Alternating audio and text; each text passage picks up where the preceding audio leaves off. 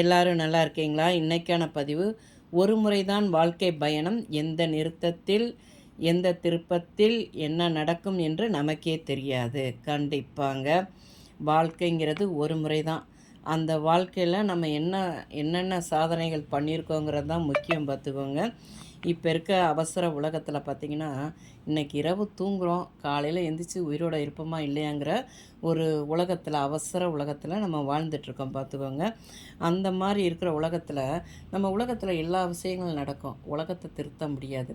நம்மளை சுற்றி நல்ல நம்மளை சுற்றி உள்ளவர்கள் நம்ம மேலே நல்ல விமர்சனங்களும் வைப்பாங்க, தவறுதலான விமர்சனங்களும் வைப்பாங்க. அதே மாதிரி பார்த்திங்கன்னா, நல்ல விமர்சனங்களை நம்ம ஏற்றுக்கிடணும்.